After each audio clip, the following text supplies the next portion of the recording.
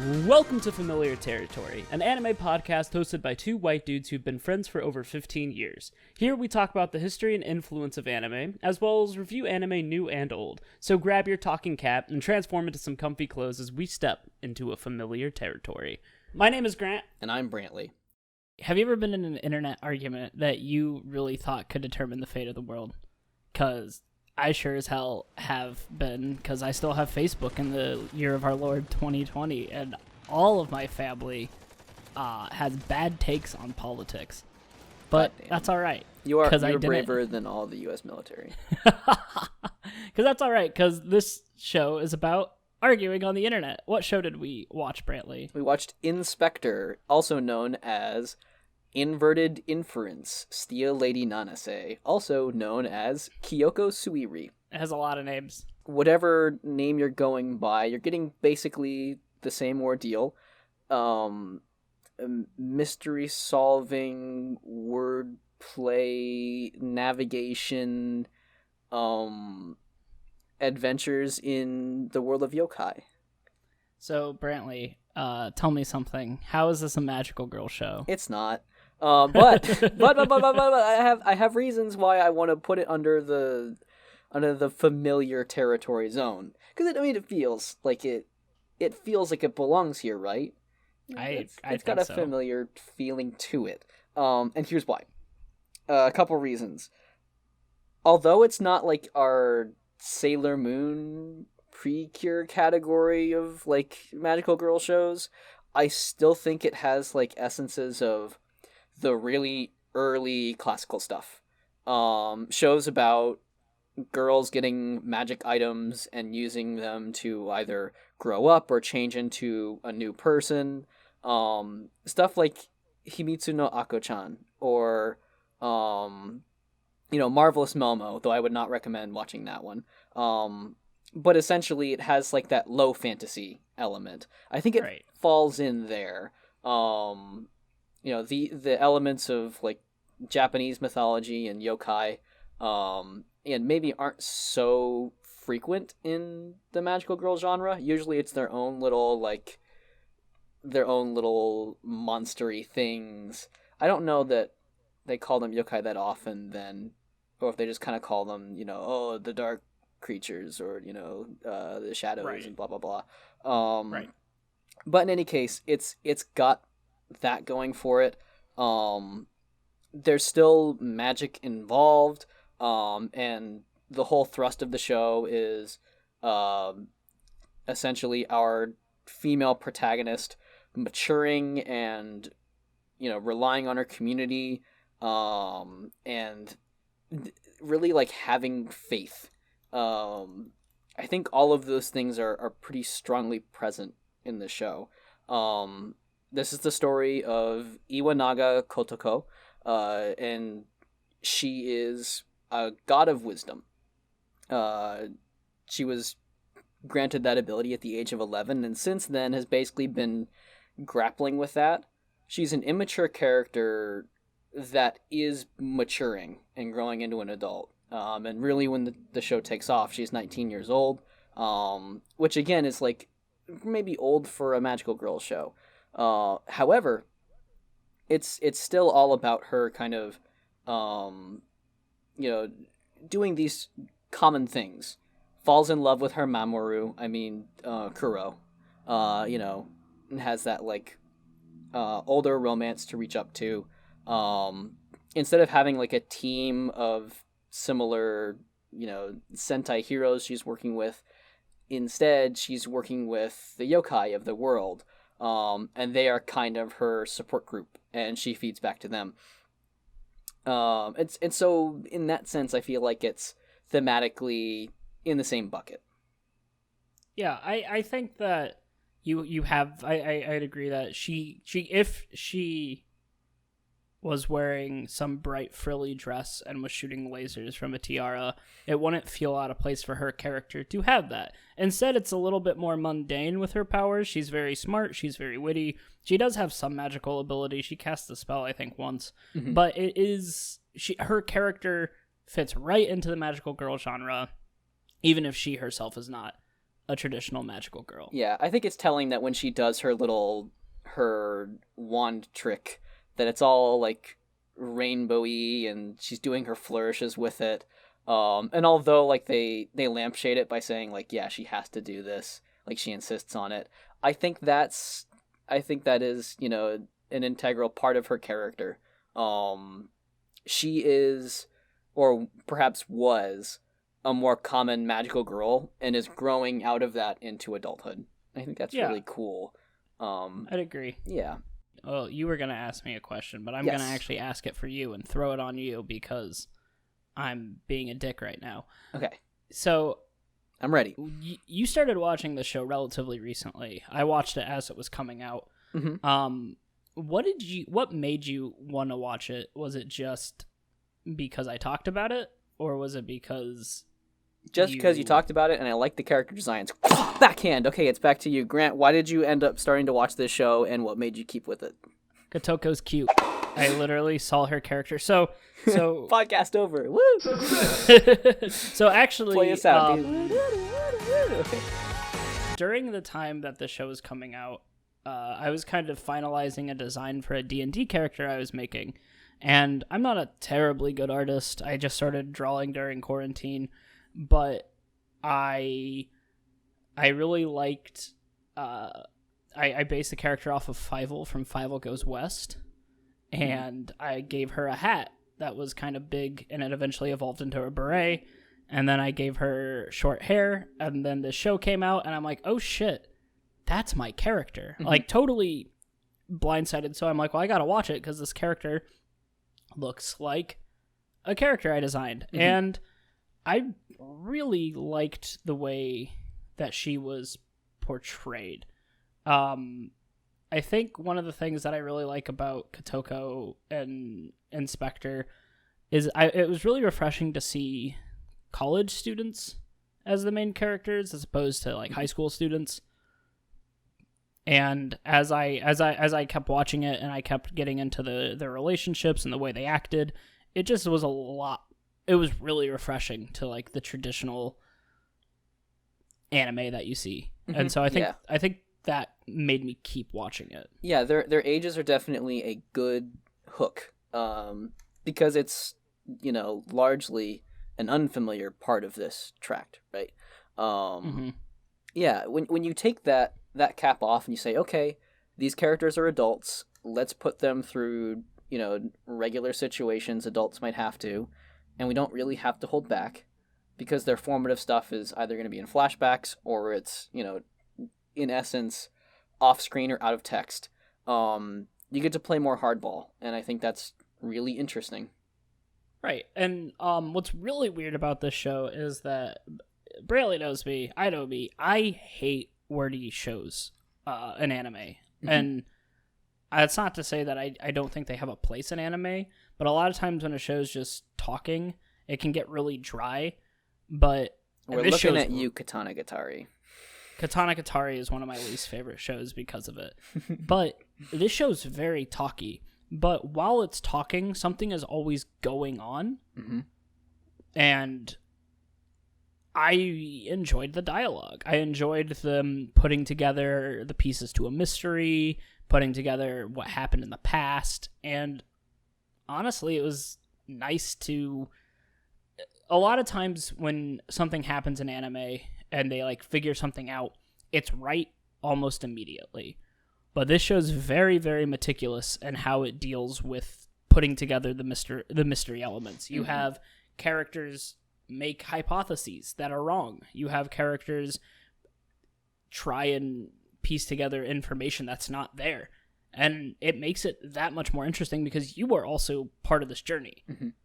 And I always felt like the episodes sometimes seemed long, but I always found the midpoint to come a lot faster than I was expecting it. Yeah, that's extremely accurate. On this topic of like wordiness, while we were watching, I had the suspicion that this began with a novel. We did some searching and found, this was adapted from a manga, and we set it down there for a bit. But then we're still like, that's weird though. Look into it further, and yeah, there was a novel far earlier, but then a manga was adapted from that, and the anime is very close to the manga.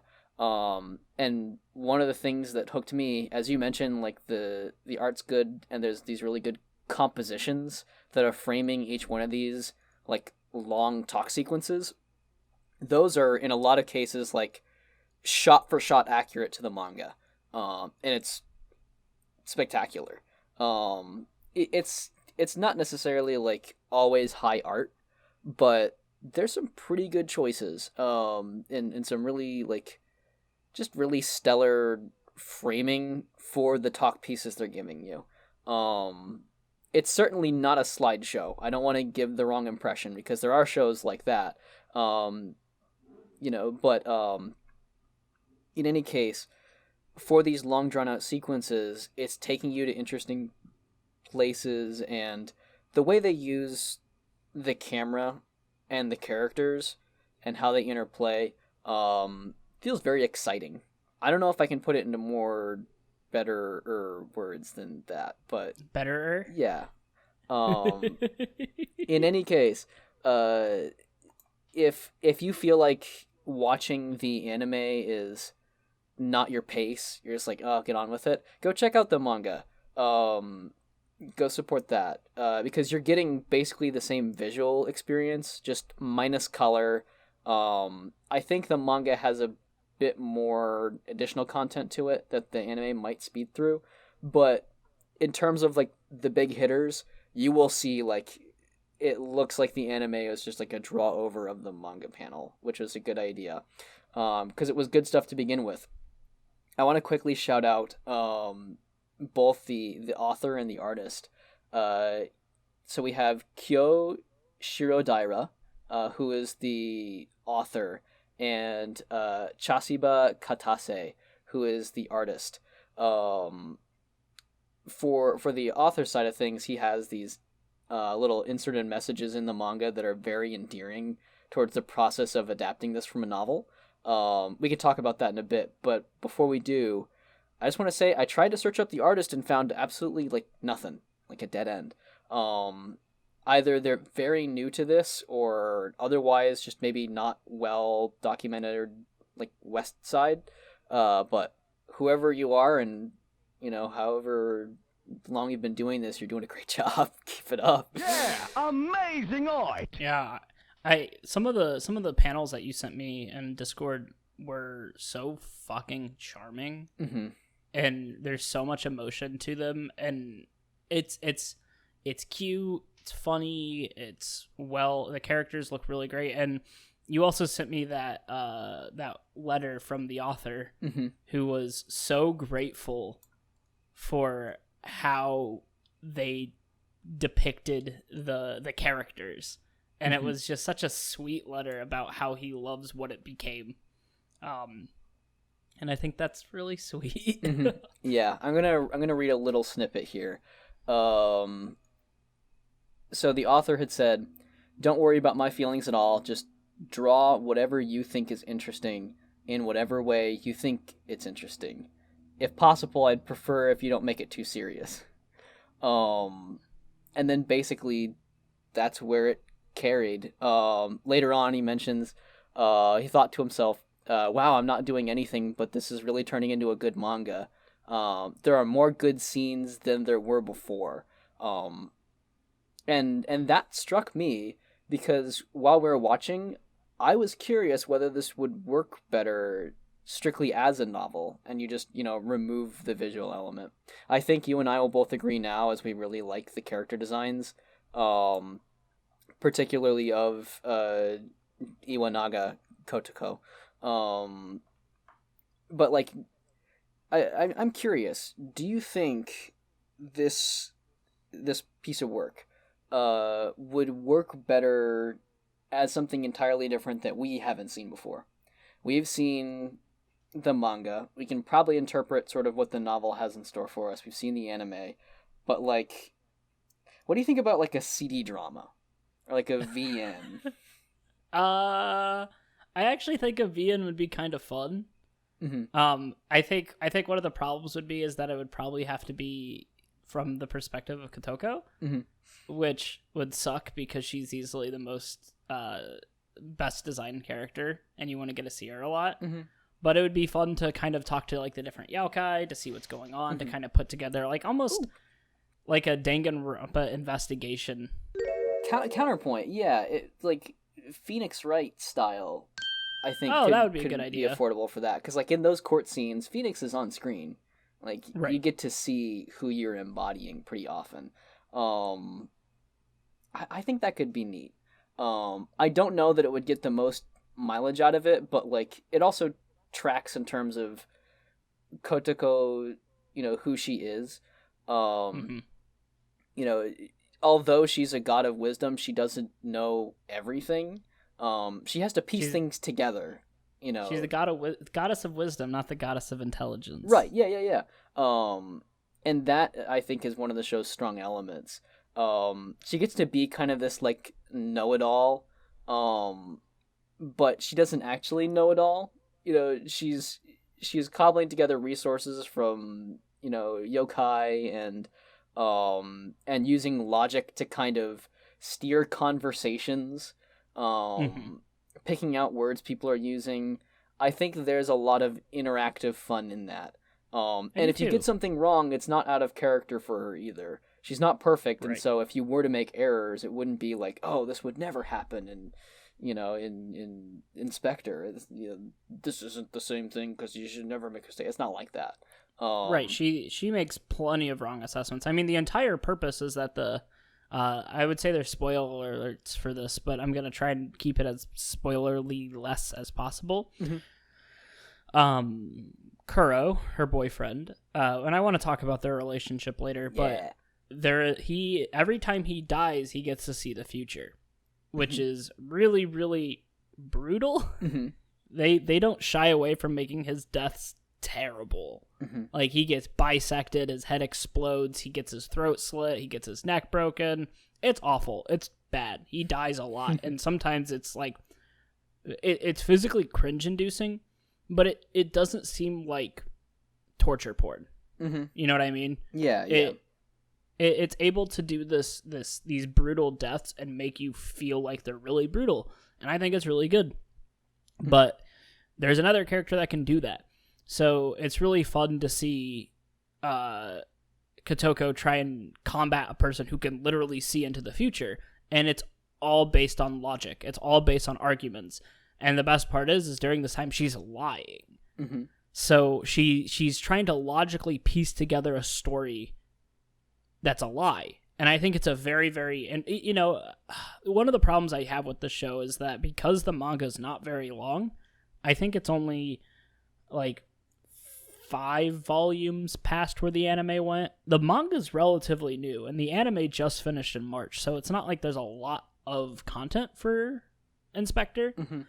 But it because of the way that the anime handled the manga, it ends very, very slowly, but in a good way. Mm-hmm. The final, what do they call it? Ultimate truth or ultimate fiction? Mm-hmm. It lasts all 5 episodes, and it's a 12-episode show. So it builds up to a final fight essentially, and that fight lasts for a long time. Mm-hmm. Yeah, in the spirit of this show embraces the idea of multiple truths. Instead of a capital T truth, it's like, well, there are plenty of ways this could have gone, and since we don't have, exact, objectively correct testimonies of what happened here, then some of that information is just lost. So we'll piece together what we can and understand that it's approximate enough to work.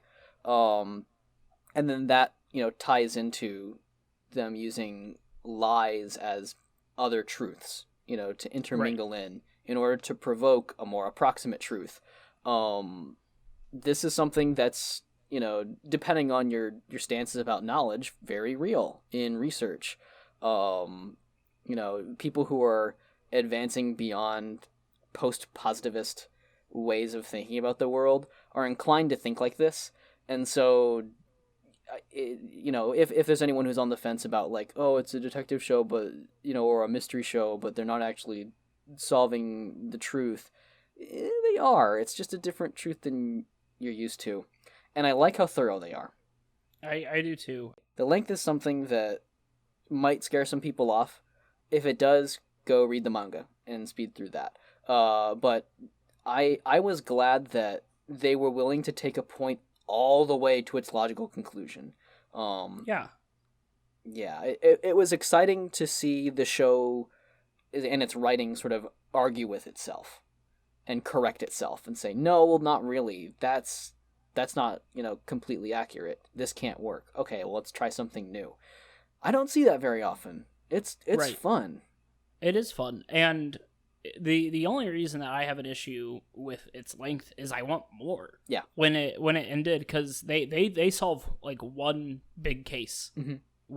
in the span of this entire series, and you're like, man, that's it. I want to see these characters do more, and I think they want to do a season 2. It seems like they really want to do a season 2, Mhm. but it was so. I don't want to say refreshing. I don't want to abuse that word in this But if episode. it's true, you can say it. I know, but it was nice to see. It was nice to see a show take its time to establish a mystery completely and not just be told. I always find that mystery anime or mystery episodes anime are unnaturally quick. They're like, this is the mystery, solve it. Mhm. But this wasn't a mystery to start out with. This ain't Scooby-Doo. It starts out with a ghost, a specter, who is physically harming people. And since Kotoko is part of the Yaokai look to her as guidance, they're like, yeah, that's not us. So Kotoko has to investigate what the specter is, and it turns out that it's the ghost of this dead idol. But why is she a ghost now, and why can this ghost interact with everybody? Because it's pretty early established that the Yaokai can't really interact with specific people. They can only interact with some. Mhm. And so it builds off this idea, and then it keeps building off of it. So while it's slower, it's nice, it's great, and I would love to see, 3 or 4 more arcs of it. Mhm. Where you have like maybe an overarching plot for the entire thing, but I just want to see them solve mysteries. It's fun. Mhm. You earlier you talked about this show kind of reminding you of Monogatari, but as you said, done right. Yeah. Here's the thing. I don't want to give this too much time, but really what was sticking out to me was lots of talking, the sort of use of apparitions and logic. Really the one that stuck out to me was, like, again, a little bit of spoilers here, but an apparition born of people talking about it. That felt kind of in that range, but also Invincible Boyfriend. Yes. If nothing else, if there's like one, like, a consensus agreeable good thing about Monogatari, it's that the main character gets the shit ripped out of him every now and then, and boy, they don't hold back on the gore. So for the people who do like it, it's awesome. For the people who don't like that show, it's awesome. And believe me, there are plenty of great reasons to not like Monogatari. For ethical reasons, for moral reasons, and beyond that, even just the style of it. But anyways, yeah, another show that I think more so like to compare this to at some point is Beyond the Boundary, Kyokai no Kanata. That show also has like Invincible Boyfriend in it, though he's more of like a zombie type in that. And so I think that would be an interesting one to sort of put toe to toe, maybe for a Maho at some point. But for now, yeah, I can see traces of like some of the elements of other like fantasy stories and things in here, but for the most part, they're, now that I've finished Inspector, I can say they're wonderfully separate from each other. I don't think there's like this, oh, I've already seen this, so I know what's going to happen. Right. And I enjoyed that as well. So one of the things that I found, like, I know we talked about the characters a lot, but we mostly talked about Kotoko, is the way that there's 3 primary characters in Spectre. There's a few Yaokai and there's a few side characters, but in reality you only get like 3 main characters. And it's Kuro, who is the invincible psychic boyfriend. Kotoko, Immortal hubby. who is... And who? I said immortal hubby. Immortal hubby, yes. And then you have Saki, who is Immortal hubby's ex, who is a cop. And it's pretty interesting because she plays a fairly important role in this, even if it's not like super out there, because she doesn't help Kotoko argue against this mysterious force. She doesn't help Kuro fight, but she kind of allows them to do the detective work because they're not detectives, but she is. And so she is basically this reference guide to ground the characters in reality, and also kind of give them pointers on where to go from specific places. And the best thing is that they all have a very, very unique relationship. So Kotoko and Kuro are boyfriend and girlfriend basically right after episode 1. And they don't really shy away from it. They'll flirt, they'll touch each other, they don't do that anime thing where it's like, oh, I don't want to be seen with my boyfriend. She's very, very, very attached to him. Kuro does play hard to get, but we'll talk about that. I think that's an important part of his character. Yeah, I think the way that Kuro, he plays hard to get, but it's in more of like a playful way. And I think it's a very, very good way to have this fun relationship between 2 relatively mature characters. Also, it makes sense considering that his first major breakup with his ex, who he was going to marry, was because he realized he's really not human enough to go through the rest of his life like this. He's already been basically betrayed by his family from an early age, and the reason why he got his powers is because of that betrayal. So it makes perfect sense that he's the type to distance himself when things get serious. So that is part of his character arc.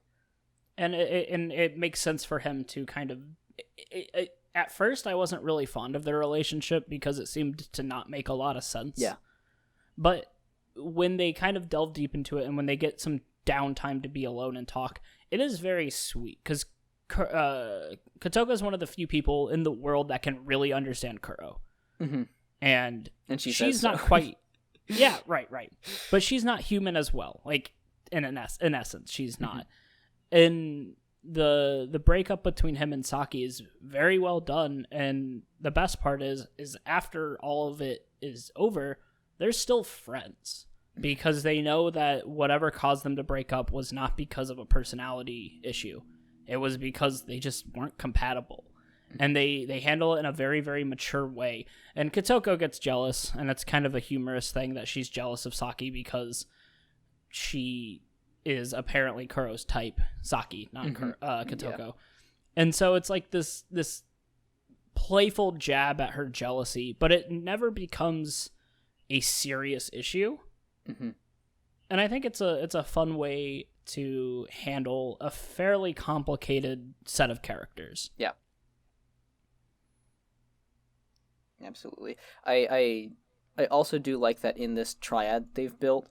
As you mentioned, they all have like a pretty heavy purpose for being there. I guess maybe if there's one character who gets underutilized, it might be Saki.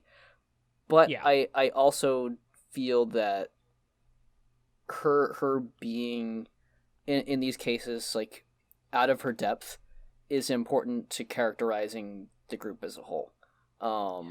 If they were all sort of rock stars at this type of mystery solving, then the show would feel flat. So although in some ways I wish Saki was able to contribute more, when she's not able to contribute, that's when we're grounded back to earth and we're like, oh yeah, we're dealing with human beings here. And this show has so much in common with Avatar: The Last Airbender. They underutilize Saki so much. Oh no. How could you? But yeah, when it wait, Suki? Damn it! Ah! Don't put that in. I fucked up, and I fucked up. It's okay. Anyways, yeah, it's difficult because like from my gut as I'm watching, I'm like, oh, it feels like Saki's constantly getting shafted. But at the same time, it's the perfect way to sort of characterize what Kotoko and Kuro have that she doesn't, which is experience with yokai and like, you know, weird phenomenon since they were children. And on the other hand, Saki has what both of them don't have, which is ultimately, you know, an impressive sense of maturity and dealing with other people and, you know, sort of being a professional human being, right? Taking care of herself. Right. I think clue to that is her initially shown conversation with Terada, where, you know, he's sort of, I won't say coming on hard, but being pretty blunt in like trying to invite her to a date. And she's navigating it in a way that doesn't raise questions about her ex, doesn't put her ex down, but also doesn't put Terada down either. I think she has that skill far more than Kuro and Kotoko do. I think they're still a little more immature in that department. And so as a result, she's able to get connections. She's able to bring them resources from, say, the police and whatnot, and act as their like bottom line compass. Right. Yeah. I think another important thing to know about Inspector is that it was Crunchyroll's first anime they produced. So it was the first Crunchyroll original, followed by Tower of God and the God of High School, and that's just a disappointing. I know Tower of God and God of High School are good. I know a lot of people like them. I just like Inspector infinitely more. Mm-hmm. But it is interesting to see them tackle pretty Crunchyroll having this fairly ambitious projects where not only are they taking on a manga that was written that, you know, it was a manga in 2015 that doesn't happen too often, it doesn't come out too often, based off of a fairly unknown book. Mm-hmm. Especially like stateside, you know? Yeah, stateside, right. I mean, the manga only has 11 volumes over the course of 5 years, which I guess is pretty good. But for other anime that's normally serialized, that's a pretty small amount of content to work with. Mm-hmm. And we've had a hard time researching this one, at least compared to like Tokyo Mew Mew. There's droves of like user generated documentation about the show. Inspector, not so much. Despite the fact that the manga's been out for a while, despite the fact that the novel's been out for far longer. Yeah, it's just kind of recently hitting the map and has done so without much of a splash from what I can see, which is sad. Yeah, I'm pretty. It's pretty unfortunate to me too, because I really like the world that is created, and I'd like to see more. Which leads me to my next question. Yeah, let's say they make a season 2, and they adapt all the manga. Let's say they already adapted all the manga, but they catch up to where the manga is. Would you want to see more from the animation team before the manga comes out? Or would you rather them take the time and let the manga catch up to the anime? I'm going to say catch up, because, like, it's... I don't know the animation team, so, like, obviously can't say much about it, but like the fact is, what we have so far, the anime is in a lot of places beat for beat is manga stuff, you know. Yeah. And so I really wouldn't want to push my luck. I think the only thing worse than having to wait long for more content out of this or seeing it end early would be for it to have someone else make the content and then let it flop disastrously, because that's Right. almost a deeper grave than just letting it die where it is, you know? I'd agree. I won't say that I wouldn't like a Monster of the Week style show with the characters, Mhm. where they tackle a bunch of different mysteries, even if they're not part of an overarching story. Just because I like the characters. Mhm. However, I would much rather them take the time to craft a very, very well thought out mystery with a well thought out overarching story. But there is something to say that a nice little Monster of the Week would be fun. Mhm. Yeah, really, I wouldn't want it to be soured, I think, because this show has Mhm. a lot going for it. It is a more talky show, but with, I think, of the talky shows I've seen, the art is more attractive and is more frequent. We have like disability representation in the form of Kotoko's missing eye and missing leg, and I think that's handled well because it's very normalized. One of my favorite scenes in that show is when she's just chilling with her leg off and her eye out. Yeah. And she's just hanging out. And there's just something so weirdly comforting about it. Mhm. And then when Kuro comes in, instead of like getting embarrassed that she doesn't have her leg on or her eye in, she just hops up on one leg and greets him. Yeah. And That's got to be it's- comforting to someone. Yeah, I think that the fact is also her cane isn't needed. Mhm. She doesn't need it to walk.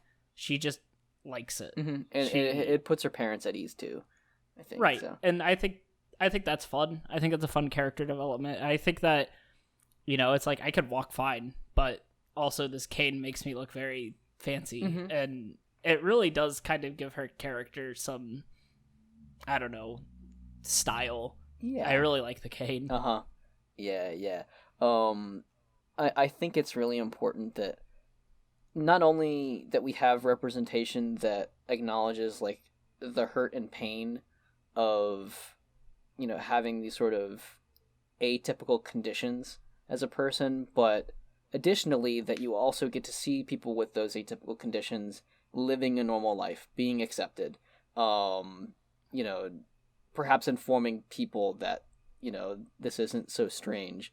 For every case of like Full Metal Alchemist where we get to see, Ed on screen in audio actually like in pain from his prosthetics, because it's not just, it's not a perfect fix or replacement. And just having like those, phantom pains and things. For every one of those, I'm glad we have an Inspector. Where it's just like, yeah, this character, is missing a leg and missing an eye, and they live with it, and that's cool. That's it. Yeah. Normalization. Good stuff. More important question than everything we talked about so far. If you had a cane like Kotoko, what would you put on top of it? I like her cat. I really do. Yeah, it's pretty good. It's got a good 3D lizard. shape to it. I'd have a lizard. A lizard. Ooh, that's good. Now, what kind of lizard? Like, do you like a generic lizard, or do you No, have like a bearded dragon, just Oh. like this chunky bearded dragon. Yeah, What about you? probably like a. I was gonna say like a rabbit, but like that's just because I like rabbits. That doesn't really like have like a good cane topper type feel. It could, but like, it also might not. maybe I think maybe I would want something that has like a natural hook to it. So you can loop in the third out through laser grids? No, because yeah. Fuck you. No. Why did I ask a question I can't even answer? Maybe like a bird. Moving on. I still I have some questions. So we've been dancing around this, but like, okay. what do you think of Iwanaga and Kuro's relationship? Let's really focus in on that. Part of me likes that it's a like it is just a straight up relationship. Mm-hmm. I do think that I kind of wish there was a little bit more episodes, like even if it's just like a 20 episode series, so we can see Kuro be a little bit more affectionate, Mm-hmm. because he doesn't really get that affectionate to her. And there's some implied romance that they've done together, but we don't really see it. Mm-hmm. The only time I can think of is when Kuro and him are talking and she falls asleep and he like takes care of her, Mm-hmm. or when he does, like, they're riding the bike and they hug. It is weird that, as far as I know, we don't see him kiss. Mm-hmm. I wish we did. I wish they didn't shy away from having a little bit more of a physical relationship. Mm-hmm. I know that there's a lot of joking about them not actually dating, Mm-hmm. but they even say that it's a joke. Yeah. Thankfully, like the one of the last big scenes with the two of them, I think points to exactly what you're talking about, where they have an opportunity for physical contact. They're not quite there yet, but almost. In the form of just like hand holding. But yeah, I was like so ready for that to just be it. I'm a little disappointed that instead that opportunity was slapped away, but hey, like I am there for the development of it at the very least. Yeah. And I think they have some really, really fun moments together. Mm-hmm. Like when after the final fight, Kotoko's like, "Here, eat this banana. You need it to regain your energy." And I believe earlier he offered her a banana because He brought her the banana was system, tired right? too. Yeah. And I think that's cute. Yeah. It's cute that they do stuff like that. I just wish we got more of that. I wish we got to see it more instead of them just talking about it. Yeah. Because they do make a good couple. It is a fun couple to watch. And they make a lot of references to a lot of things that happened in the past, Mm-hmm. but we don't see it. Yeah. And they have been dating, I believe, for 2 years as of that point. Mm-hmm. And that's a little frustrating when it's like, oh, you've been dating for 2 years and you have, and not to say that everyone needs to have this same exact, like, oh, I'm ready to, hold hands, I'm ready to kiss in public and for the relationship. Mm-hmm. But damn, 2 years is a long time. Yeah. I really like how honest the relationship feels. It doesn't feel like it is just like a scaffolding point for gags to be made off of, or just like heart-throbbing. In like, I feel like in a lot of shoujo material, the relationship is one-sided, where I feel like oftentimes it's the female protagonist who sort of slowly wifing up to the male protagonist, who is, strong and independent, but will take her in as a fitting partner. Meanwhile, in shonen, it's really flipped, where it's like the woman is like the object of like protection or inspiration. And even though, like, varying in level of, how active, they get to be, it feels like she always gets less than he, and he is the big maximum impact character that gets to take sort of all the attention. It doesn't feel quite balanced. It's one person striving for perfection while the other person is already kind of perfect. Or otherwise it's only played for gags, or it's just a mess, you know. I feel like this hits a really strong balance. I don't feel like either of them are doing an amazing job in the relationship, but they're doing all right.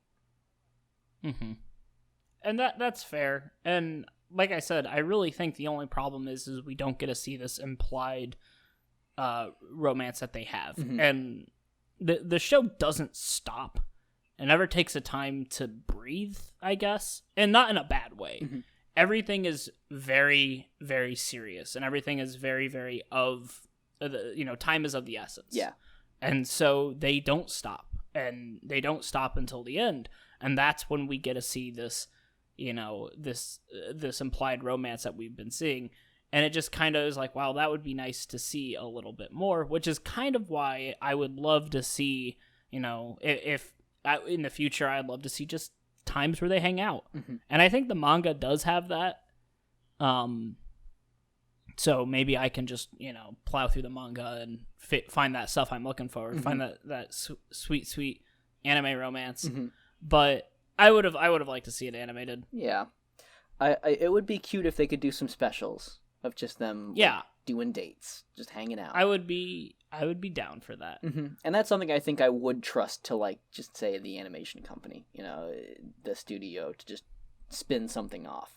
I know they've already spun off a couple little 1-minute web animations, I think, where Iwanaga Kotoko is a fortune teller or something. I don't know. It's out there, it's something, but it's not quite that delicious romance that we've been given a slice of. When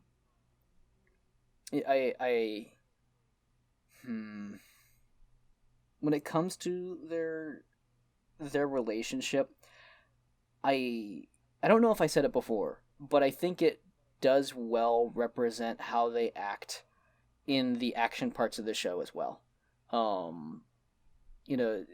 Kotoko is sort of quick to engage and willing to be sporadic. Kuro is less so, is more avoidant, but will get in the way for Kotoko, even to the extent of not going to say anything, but will go on ahead and essentially, fight with something before she can get there or whatever.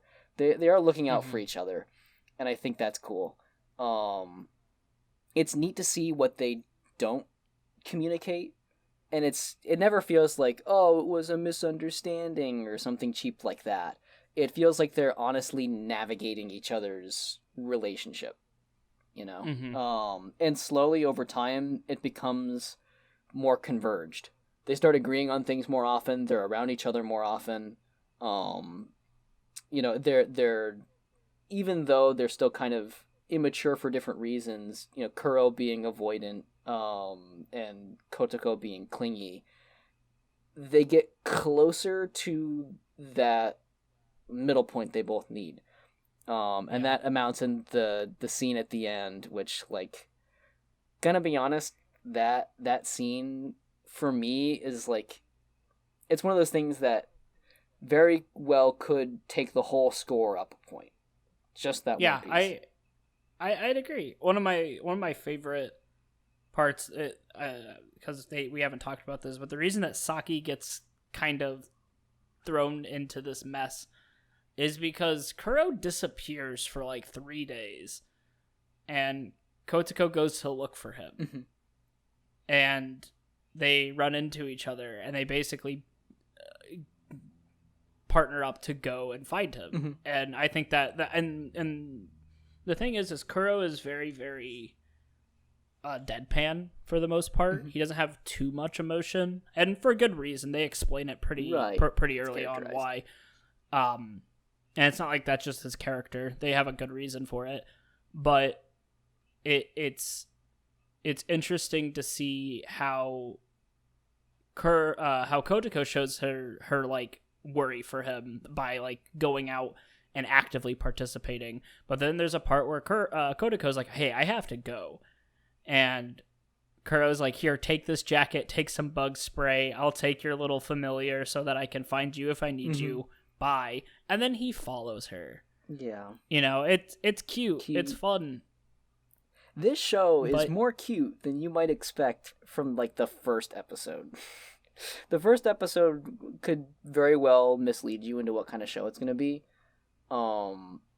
You might watch the first episode and be like, what are they talking about? Is talking all over the place? Is long? Well, I don't get it. I don't know what they're talking about.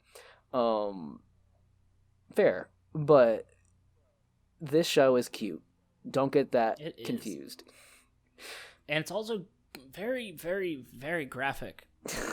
Yeah. There's some very, very... They do some bad things to Kuro. Yeah, if you're sort of squeamish with, like, sound effects and stuff, or if you have an overactive imagination, then, you know, hold back on this one maybe. Generally, they don't show, like, explicit gore. It'll be, like big red splotchy parts of the body, or, like, they're, like, shaded out or something, but... They do rip off his ear. Yeah. And that part. That's that pretty, part's... like, graphic, so... But it's good. Yeah. And like I said, it doesn't feel like we're just torturing this character to torture him. Yeah. And Kuro has this kind of... What's the word I'm looking for? He feels like he's the only one to be able to do this stuff. He has this sense of responsibility because of who he is. Mm-hmm. And it does good. And it makes sense because he is functionally immortal. Mm-hmm. But they do say that he feels pain. He just has a higher pain tolerance. Yeah. And it shows that he has a fairly good sense of responsibility. And I really like the way they handle him. I think he's a little generic looking. Mm-hmm. That was a little upsetting for me. Yeah. I think they put a lot of their design in Kotoko. Mm-hmm. Saki looks good though. Uh-huh. Yeah, this show, this work, Spectre, is tough for me because I always think I've got my heart set on something. Like, yeah, Kuro's just too boring. If only they change that. And I'll give it time, and I'll start to twist it and think like, well, maybe that's the way it should be. Because let's be real, if Kuro, like, you give that dude a pair of glasses, and then Kotoko meets him, you're like, oh, he's important. But, like, up until then, until you realize, like, oh, yeah, he's immortal, he's a pretty good trick. Like, it feels like he's just a hot guy that Kotoko's attracted to. So, like, as much as it sucks that he has to look kind of generic for the rest of the show, it still makes sense. It makes sense that someone who is, as you said, functionally immortal, that they would want to hide themselves in society and, you know, blend in. You know, it might be his clothes, because the ending card to this show, which, by the way, this show has a banger of an opening. Yeah. And a banger of an ending. I love both the songs that they do. But in the end, when they're wearing, like, the dress and the, like, tuxedo, he looks pretty good. Yeah, he cleans up so well. I wonder, which kind of goes to show that he is fairly well designed, where it's his outfit is what makes him unassuming, not him. Right. Now, we haven't really talked too much about it, but we can talk. I think we should talk just a little bit about it before we end, because we can't talk too much about it without spoiling it. And that is the main villain, which is Steel Lady Nagisa. Nanase. Sorry. It's okay. What do you think of her? Because she not only has a very important part as the villain, but her entire life is the mystery. Mm-hmm. How do you think that's handled? Do you think it's well done? Do you think it's something that could have been done a little bit better? What do you think? I think it's interesting. I think it's well done. It's the kind of thing that's risky. You don't get an idea like this without, you know, understanding the stakes that are involved. That for some people, you know, some people in the audience, this is not what they're looking for. But again, without spoiling, I would say the risk paid off.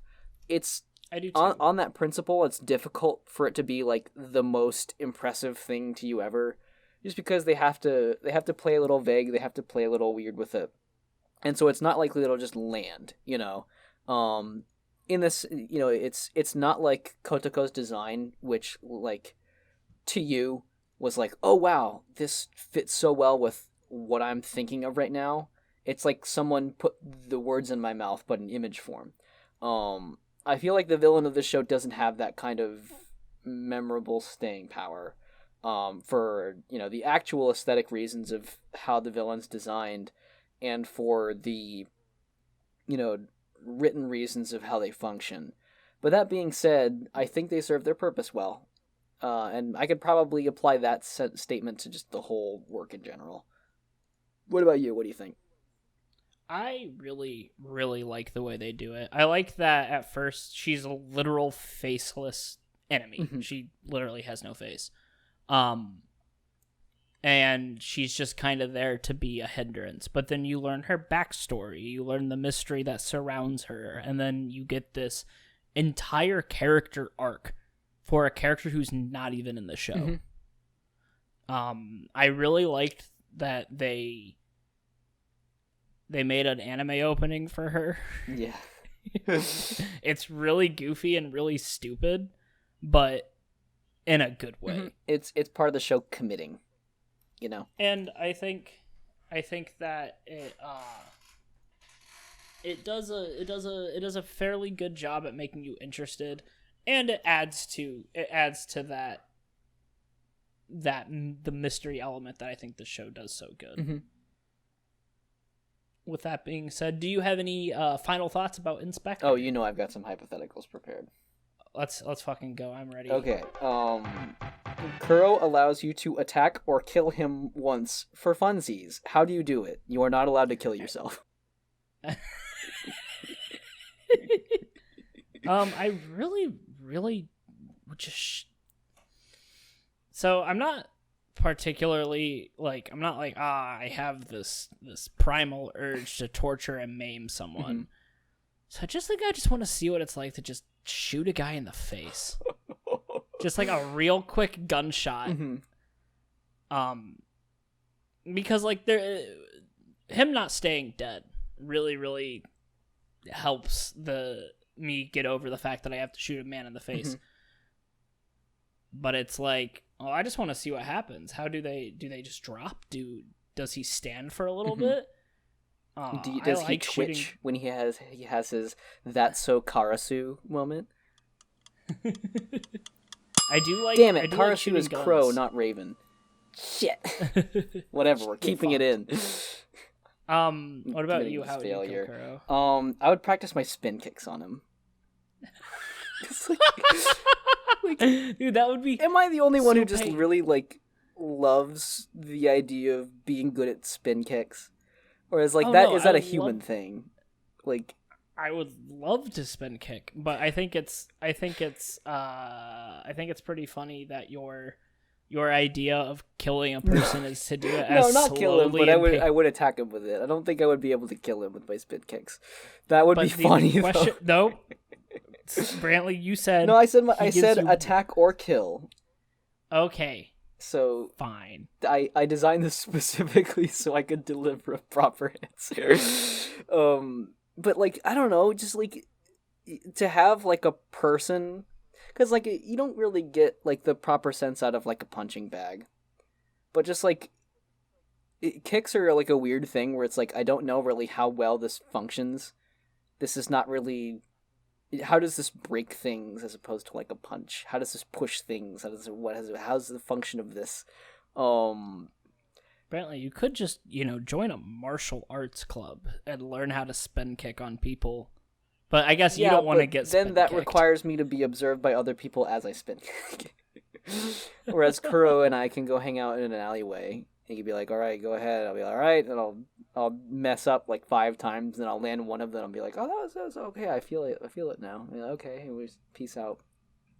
Nice. I will say, I don't know if I told you this, but I did order a Kotoko figure Hell yeah. a month and a half ago. Crunchyroll was like, "Hey, we made one. Pre-order it," and I'm like, "Yeah." Is it the one where So I she's did. sitting on the skeleton hand? No, that one's expensive. Oh, It's that just one her looks. standing. I'm not surprised. That looks really good. But the other one looks good too. Yeah, it was a cheaper one, but I did get it. I just thought you'd want to know. Heck All right, yeah. what's some other Statue. hypotheticals? Okay, one more, and we're done. Okay. So, based on what you ate today, what demonic power would you obtain? If you need some time to think, I can give you time. So I ate spaghetti for lunch, and I had a lot of someone at work brought in a bunch of sour candy. Ooh. Like the sour strips. Yeah. I ate a lot of those, and then I had an ice cream sandwich. So the demonic power I would have. So I carbed up. Yeah. And I ate a lot of sugar. So I have a lot of slow burning energy and a lot of fast burning energy. So I am constantly just ready to go run a marathon. That's my power. What did you eat today? Incredible. Was it bread? No. Did you have Jimmy John's bread? No, peanut butter jelly sandwich. So bread's involved, but what I'm focused on is the jelly and peanut butter components. I like a blackberry jam. And I guess there is like a mythological theory in the UK, in Ireland, about blackberries and the way they mold. And I think it was that after October 11th of the year, they become inedible because they've been demon tainted or something, which is hardcore of them to use that to describe hey, don't eat that shit. That's bad. So I think I would become inedible to demons in the fall. Only in the fall? In the fall and winter seasons until that biennial cycle comes back around. So would you just spend your fall and winter months just slaying demons? No, I don't want to slay demons. Demons are cool. They're fun. Well, they can't eat you. So I guess I could chill out with them more frequently. Gain their trust so that way they don't eat me in the spring. Hey. Yeah. Oh, I do have one for the peanuts as well. Okay, what's your peanut? I am eternally mistaken for my twin brother. Because the peanut has the two of them in there. Also, and also because peanuts aren't actually nuts, they're legumes. Legumes. Here's the thing. Besides your close friends, you are constantly mistaken for your twin brother. Yeah, but this says eternally mistaken. That's what I'm saying. So, okay, that makes sense. All right. Do you have any other follow-up statements? None. I'm out of juice. If this was an Inspector battle of wits, then we would effectively be the losers here, Grant. Well, that's all right. Thank you for listening to this episode of Familiar Territory. If you liked our content, please subscribe, or comment, or not. We are not your dads.